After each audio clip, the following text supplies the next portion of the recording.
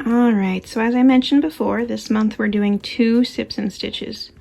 And the second one is actually based around coffee, which I like drink equal amounts of to tea. It's just most of my videos have been about tea. So, if you look at our caffeination station, we've got an espresso machine, and we've got a whole bin of different teas. I even have like Earl Grey cookies down there, my teapot, all my tea. Over here we keep the sugar, and I have my like tea steeper and milk frother thing over there. Normally that blue thing in the back is full of Nespresso pods, but those have not arrived yet, so we've been using just the copper cow pour overs lately, which are delicious, don't get me wrong, it's just more convenient to have pods. My favorite mug, well, one of 2 favorites, but it's a beaker. Instant coffee over here. I use that to make frosting. And finally, we're going to come up here and see what we're using for this sips and stitches. So my grandmother bought one of these for herself and fell in love with it, and she wanted me to try one on the channel, so she bought me one. And then I also ordered some locally roasted coffee to try in it. So we're going to get that set up, we're going to try that, and then we are going to make something with some yarn while we drink coffee. So let's get started. And I apologize for the amount of bobbins and spinning stuff on my desk. As you can see, I've been pretty busy with spinning. So this is the Coffee Gator cold brewer for tea and coffee. It is a, let's see, 47 fluid ounces pitcher type of thing. It has like a filter in the middle, I think. I mean, obviously I haven't actually opened it yet, but I'm assuming that's what it is. I didn't actually look at hers. How do I open this? One moment. I didn't actually look at hers when I was at her house, so I don't totally know how it works. But she keeps talking about it. She really wanted me to try it, so let's give it a shot. Styrofoam. Oh wait, no, not styrofoam. Okay, not as bad. Styrofoam is my nemesis. Alright, what does it come with? It comes with, I think this is like a, what do you call it? Pop-out funnel? Yeah. And this is a coffee scoop. 1/8 of a cup. Oh, nice. I don't actually have an 1/8 of a cup measure. My smallest is 1/4 cup. So that's useful, actually.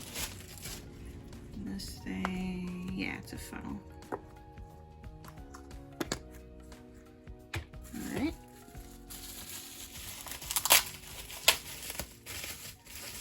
Assuming I'm gonna, well, I mean, I know I have to wash this before I can use it anyway, but there's the pitcher.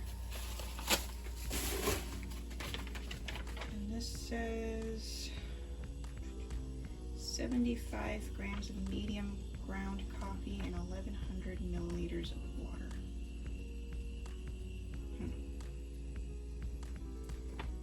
Measuring. Alright, I guess I'm gonna have to use my scale. That's fine. So this part comes off. It's kind of a twist mechanism. I'm assuming this all, yes it does. Okay, so this all opens as well, which is good because I don't know how I would clean it otherwise. Assuming the white thing comes off. This part's glass, and the rest is plastic of some sort. Alright, cool. Alright, so we are on our 3rd pitcher of cold brew at this point. I do have a few observations. The first is that whatever is on the outside of the bag of coffee you get, so if it says fruit notes or chocolate notes, when you make cold brew, you don't have any of the bitterness or other flavors, you just taste those notes, like they're going to be overwhelming. So if you have a bag of coffee that says raspberry notes, it's gonna just taste like raspberries, which for me is a little unpleasant.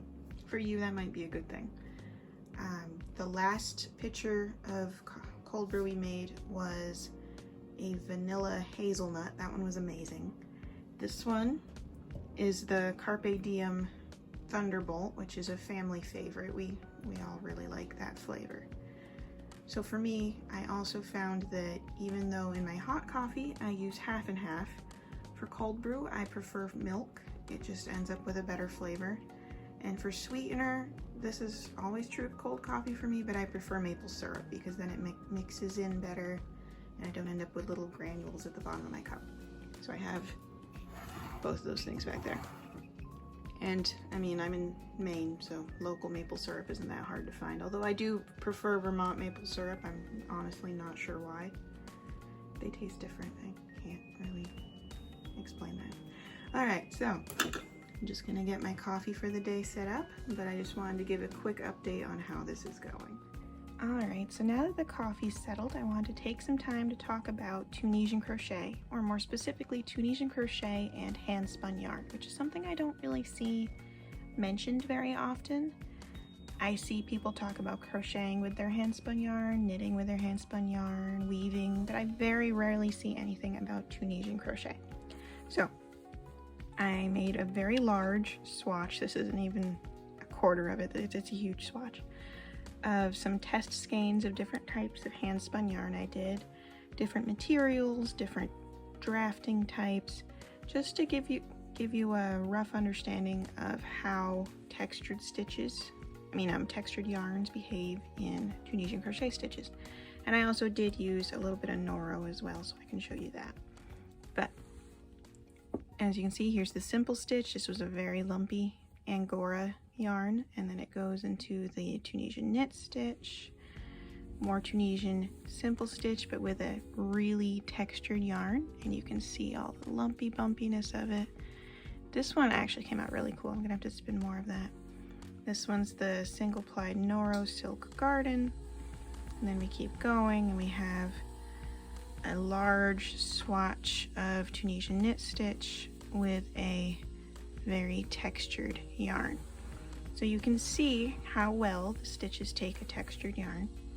And I can also show you a few other Tunisian crochet samples that I did that are not done with hand spun, but this one was done with a single ply yarn. So we have more of the Noro Silk Garden, and then I have single ply Darn Good Yarn Silk on the inside. So this one utilizes a trick I really like when I'm working in the round in Tunisian crochet, to do the forward pass with an interesting colored yarn or an interesting texture, and then the return pass with something more plain.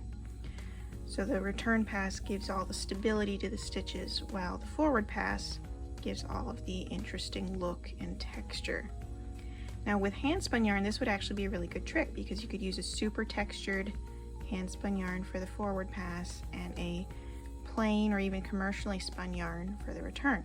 And you can also see what that looks like in this sample, where I used a fingering weight yarn for the forward pass, but a worsted weight yarn for the return, which makes it have this really cool overlay effect.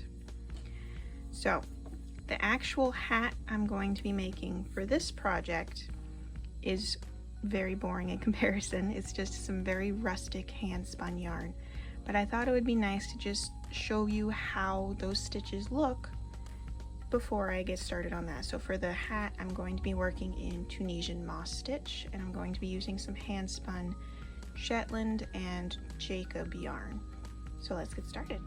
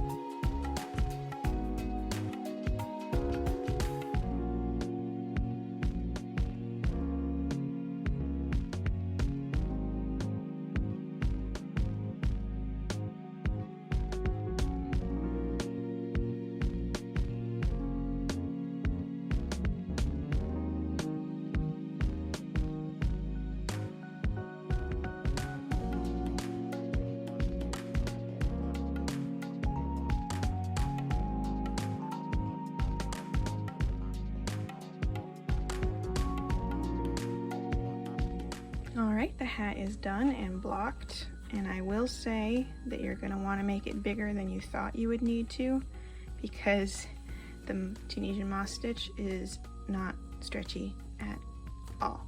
I don't know if it's just because it's in the round or what, but it's very tight.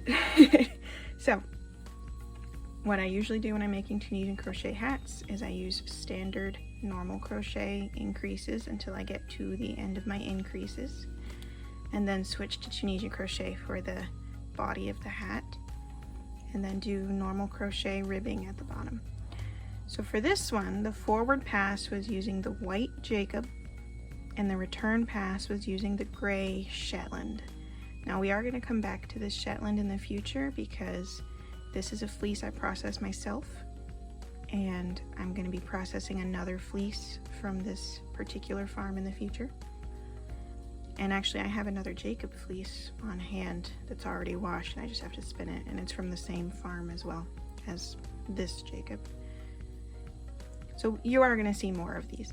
But more interestingly, I actually didn't realize how the linen stitch, well, linen or moss stitch, they're the same thing. I didn't realize how the moss stitch would look worked in two colors like this. It's really cool. It reminds me a lot of houndstooth. It's not quite houndstooth, but it's a similar concept. So that's something fun to consider for the future. And you can kind of see how the rustic spun, lumpy, bumpy handspun yarn gives this a lot of character, but it still worked up fine. You can see the stitches. You can work in the stitches. It didn't have any particular issues. I can't say it was that different working with handspun than it would be with a commercially spun yarn. So don't be afraid to Tunisian crochet with your handspun yarn. I think that's it for this episode. I hope you enjoyed it, and I'll see you next time.